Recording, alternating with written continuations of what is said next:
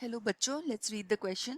So the question here says that a man with type B blood and woman has type A blood could have children of which of the following phenotypes? तो इस question के अंदर जो हमारा की concept है वो है blood grouping. This is blood grouping और ब्लड ग्रुपिंग एक एग्जाम्पल है जेनेटिक्स के अंदर कोडोमिनेंस का. सो पहला इसके एक कंसेप्ट देख लेते हैं, फिर हम बात करेंगे इसकी चॉइसेस के बारे में. सो हमारे पास 4 टाइप के जो हैं फिनोटाइप्स होते हैं. One is A type blood group, B type blood group, A B type blood group and O type blood group. इसको जो जीन कंट्रोल करती है उसको बोलते हैं आई जीन.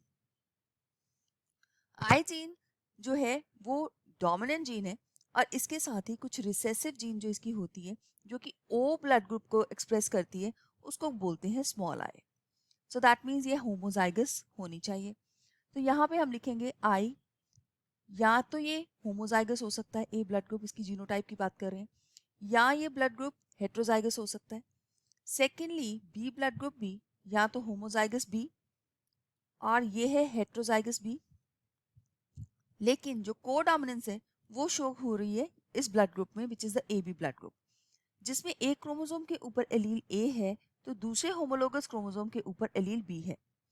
तो ये जो ब्लड ग्रुप्स होते हैं ये बेसिकली आरबीसीज के ऊपर प्रेजेंट जो एंटीजेंस होते हैं उसके ऊपर बेस्ड है. सो ए ब्लड ग्रुप पर्सन के पास आरबीसीज के सरफेस के ऊपर ए टाइप के एंटीजन है. So let's write it down, A antigen.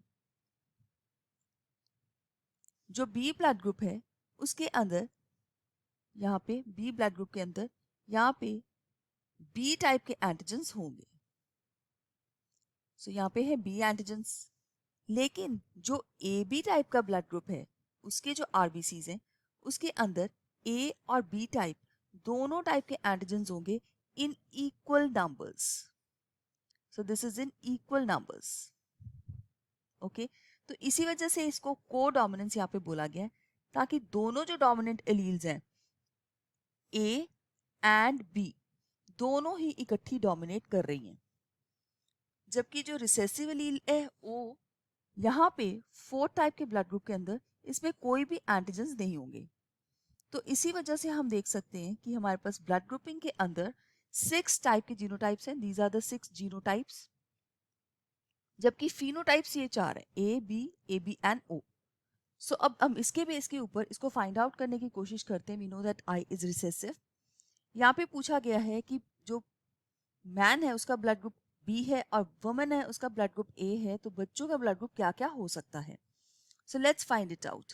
तो यहाँ पे हम बात करेंगे अबाउट दिस पुनेट स्क्वायर, जिसमें मैन का ब्लड ग्रुप अगर होमोजाइगस ए है और वुमेन का ब्लड ग्रुप होमोजाइगस बी है, तो इस केस में इनके जो बच्चे होंगे उनके चांसेस सिर्फ ए बी ब्लड ग्रुप के हैं. So this is A B blood group. सो ये पहला कॉम्बिनेशन है. बिकॉज हमें जीनोटाइप नहीं बताया तो हमें जीनोटाइप भी देखना है यहाँ पे. अगर मैन के अंदर होमोजाइगस है और वुमेन मैन के अंदर हेट्रोजाइगस है और जो वुमेन है वो होमोजाइगस है, तो इस केस के अंदर या तो आई ए आई बी आएगा, that means A B blood group के बच्चे हो सकते हैं, या आ सकता है आई बी स्मॉल आई, मतलब बी ब्लड ग्रुप के बच्चे हो सकते हैं.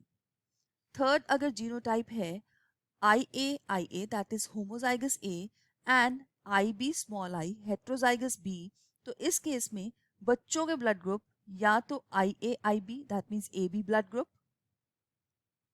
या ये हो सकता है I A small I that means A blood group. But हम लोग एक फोर्थ जो है यहाँ पे बना लेते हैं जिसमें दोनों ही पेरेंट्स को हम एज्यूम कर लेते हैं कि इनके हेट्रोजाइगस ब्लड ग्रुप है. तो इस केस के अंदर let's draw the Punnett square. So ये मेल की गेमीट्स है और फीमेल की गेमीट्स है. यहाँ पे हम देखते हैं कि इसमें हमारे पास I B that means A B blood group, I B small I that means B blood group, I A small I that means A blood group, और स्मॉल आई मतलब ओ ब्लड ग्रुप. तो ये O है, this is B blood group, this is A blood group and this is A B blood group. तो यहाँ पे 25% chances है कि ये ब्लड ग्रुप या तो ए हो सकता है, बी हो सकता है, ए बी हो सकता है या ओ हो सकता है. So now let's come back to our question. तो इस क्वेश्चन के अंदर हमने पुनेट स्क्वायर की हेल्प से इसका आंसर जो है वो सॉल्व कर लिया है, A B and O. So let's mark this D option as the right answer for this question. Let's mark this right. अब इसमें हम देखते हैं कि जो बाकी ऑप्शंस है वो रॉन्ग ऑप्शंस है बिकॉज वो कंप्लीटली नहीं दी हुई हैं. यहाँ पे हमें दिया ए एंड बी, जबकि ए बी एंड ओ भी हो सकता है, तो ये भी रॉन्ग है. यहाँ पे दिया ए बी ओनली, ये भी पॉसिबल नहीं है. ए बी और ओ भी पॉसिबल है. तो यहाँ पे ए बी और ओ दिया है, जहाँ पे ए और बी नहीं दिया हुआ, तो ये भी रॉन्ग है. तो इस वजह से हमारी जो सही आंसर इस क्वेश्चन के लिए बन जाता है वो डी ऑप्शन बन जाता है. I hope you have understood it well. All the best. Thank you.